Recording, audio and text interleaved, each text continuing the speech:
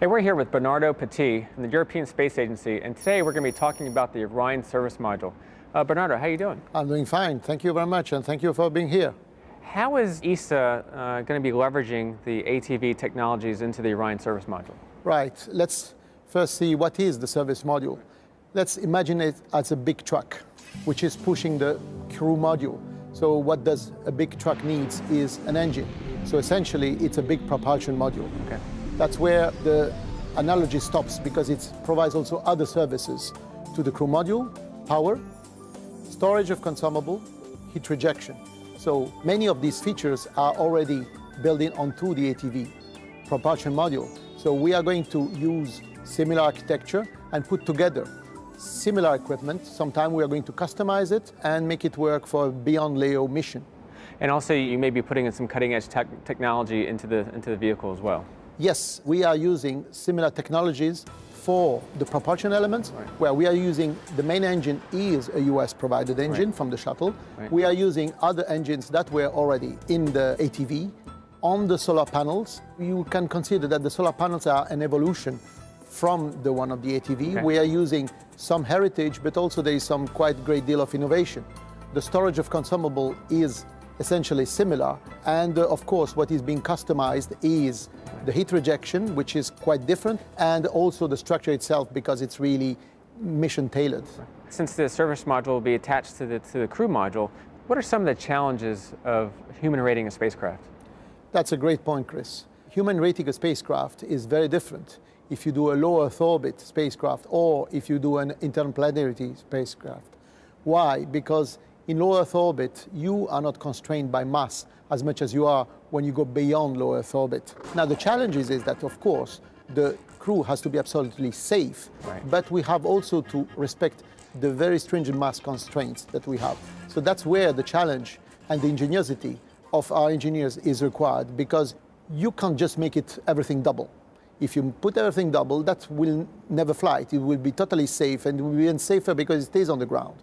So it is a mix of redundancy, cross-strapping, reliability, and clever architecture that we have to implement in order to have it human-rated to guarantee in the end the full safety of the crew.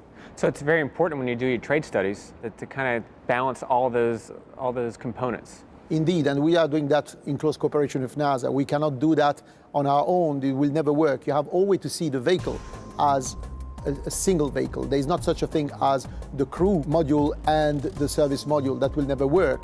You have to think about the Orion vehicle and to have an integrated Right. architecture that satisfies the requirement of human rating.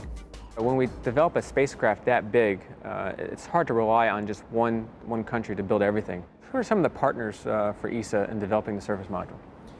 Yes, it's a very articulated effort in Europe we're having to participate and build this service module.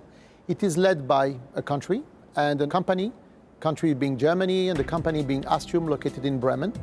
And there are many other countries in Europe: France, Italy, Spain, Belgium, Switzerland, and some other countries that are also supporting the development of these spacecraft. In Europe, we are quite used to do cooperation within countries. That's all about ESA. The list is very long. I've just mentioned the important one that are providing hardware that then will be integrated in Bremen and then shipped to KSC for final integration and test with the rest of the Orion spacecraft. Is the service module going to be reused every single time, or is it something that you'll have to rebuild each time? We have to rebuild each time. The service module is totally expendable. It is being separated from the crew module before entry. So it burns into the atmosphere while the crew perform entry and, of course, land safely the astronaut on the ground. Now, you currently work on the ISS as well. Indeed.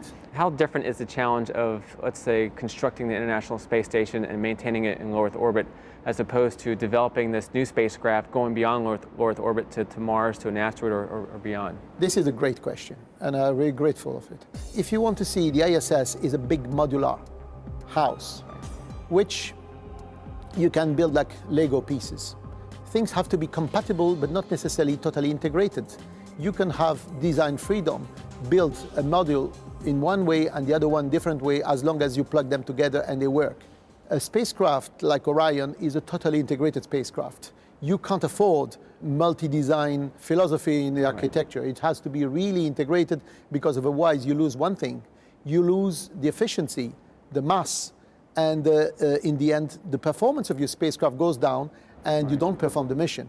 As opposed to the modularity of the ISS, which has been built in various pieces, then it never suffered of the mass criteria. Okay, what you do if it is more heavy, you have a shuttle fly extra, right. which is of course a bit more expensive, but it's not a go, no go. There it's a go, no go. You can't afford to have multi-philosophy for the design of the spacecraft.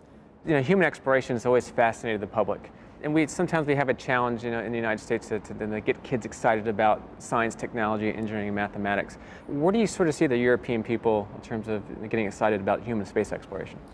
Well, I guess we're not that different. Okay. We are facing the same challenges, and we have to explain to the community at large and to the young people that intelligence is a great investment. Right. It is fine to listen to pop music, to watch sport, and I love pop music and I love sport. But intelligence is something very important. Education is something important. Innovation is something very important. Now, what is the best challenge? What a better challenge than exploring the universe by sending 3 or 4 of our colleagues beyond our low Earth orbit and looking what is there. I think this is extremely exciting. There is room for all the creativity of all of us in there. You can be an astronaut, you can be an engineer, you can operate, there is room for everyone on this great trip. And I think this is the challenge of our society, to understand how much this is important. Now, when that service module is built in Germany, are you going to find a place to kind of sign your name inside? Well, we are negotiating that very hard, but I think we'll find a way to have and unfortunately, it's going to burn down the atmosphere. So, but at least we'll have our picture taken before the launch, close to the little encryption on the structure. Well, Bernardo, thank you so much. Thank you. Appreciate it. It was nice to have you here.